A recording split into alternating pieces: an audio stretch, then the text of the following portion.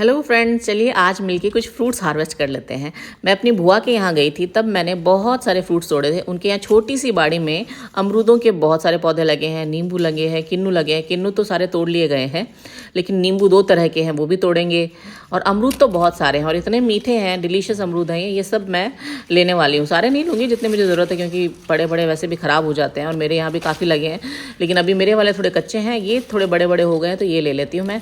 तो मैंने बहुत सारे अमरूद तोड़ लिए। और यहाँ पर मेरी बुआ के यहाँ ये जो है बाड़ी है, यहाँ पर कुछ भी केमिकल्स नहीं डाले जाते हैं, बिल्कुल भी नहीं। इनफैक्ट बस बकरी की जो खाद होती है, बकरी के गोबर की खाद, वही डाली जाती है। और यहाँ पर नहर का पानी लगाया जाता है। और देखिए कितने अच्छी यहाँ पर फ्रूटिंग हो रही है। सब पौधों में बहुत अमरूद लगे हैं और डाल इतने हैवी अमरूद हैं कि डालियाँ पूरी नीचे झुक गई है। आप आगे देखेंगे कि नींबू तो बहुत बड़े बड़े हैं, उन्हें हमारे यहाँ पर पहाड़ी नींबू कहा जाता है।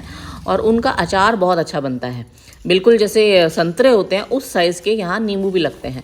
ये अमरूद दोस्तों बहुत डिलीशियस है।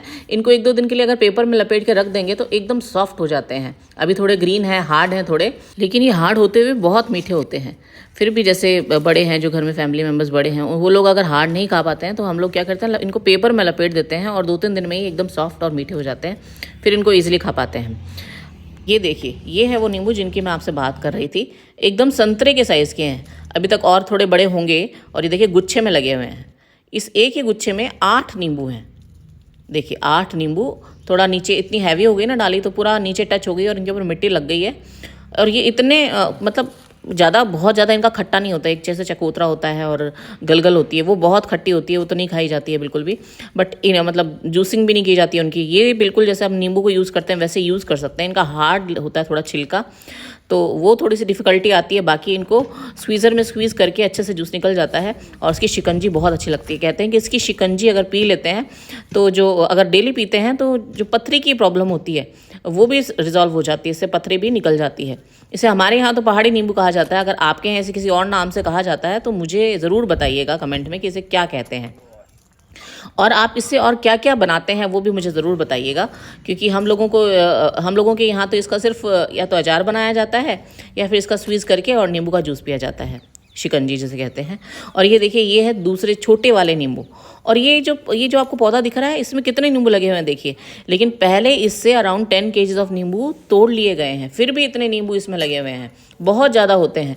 लेकिन एक प्रॉब्लम है कि ये ज़्यादा दिन तक हम लोग रख नहीं पाते हैं। जैसे जो दूसरे नींबू और हम लोग मार्केट से खरीदते हैं, वो नींबू तो फ्रिज में रखे रहते हैं, काफ़ी टाइम तक ख़राब नहीं होते हैं। लेकिन ये जो नींबू है छोटे छोटे, ये ख़राब वैसे फ्रिज के अंदर तो ज़्यादा दिन चल जाते हैं, लेकिन फिर भी उतना नहीं चल पाते हैं। और क्योंकि बहुत ज़्यादा क्वांटिटी में होते हैं तो इतना तो फ्रिज में रख भी नहीं पाते हैं। तो हमें समझ में नहीं आता इसको स्टोर कैसे करें। अचार भी बना लिया, सब कर लिया, बट फिर भी बहुत नींबू बच जाते हैं। अगर आपके पास इस बारे में भी कोई आइडिया हो कि नींबू को कैसे हम स्टोर कर सकते हैं, अचार की फॉर्म में नहीं, किसी और फॉर्म में, तो ज़रूर बताइएगा मुझे कमेंट में। वैसे मैंने एक जगह देखा था पहाड़ों में कि नींबू को मिट्टी के अंदर स्टोर किया जाता है। वो लोग मिट्टी में गड्ढा खोदते हैं और फिर मिट्टी और राख मिक्स करके और उनके ऊपर डाल देते हैं और दबा देते हैं, और कहते हैं कि वो नींबू फिर फ्रेश निकलते रहते हैं। लेकिन हमारा तो ये पहाड़ी एरिया नहीं है, तो हम भी क्या ये कर सकते हैं? अगर कोई इस बारे में जानता है तो मुझे कमेंट में ज़रूर बताइएगा दोस्तों। वैसे कुछ लोग नींबू का जूस निकाल के भी उसे भी स्टोर कर लेते हैं फ्रिज में, बट मैंने देखा है जब भी मैं ऐसा करती हूँ तो वो जूस कड़वा हो जाता है और किसी काम का नहीं रहता, शिकंजी नहीं बना पाते हैं।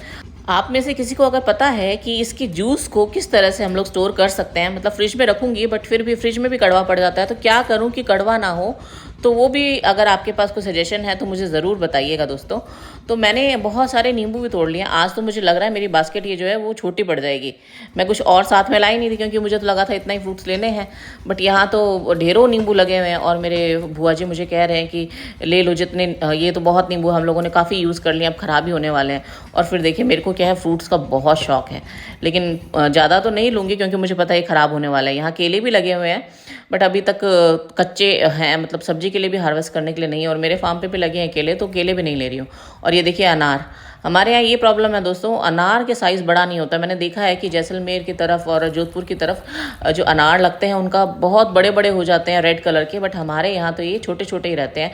और ऐसा नहीं है कि लाल नहीं होते हैं, ये खुद ही फट जाते हैं, अंदर से दाने लाल निकलने लगते हैं, लेकिन रह देते हैं। और अब देखिए ये एप्पल बेर, अभी तो पूरा सीज़न आया भी नहीं है एप्पल बेर का, और देखिए कितने एप्पल बेर पक चुके हैं।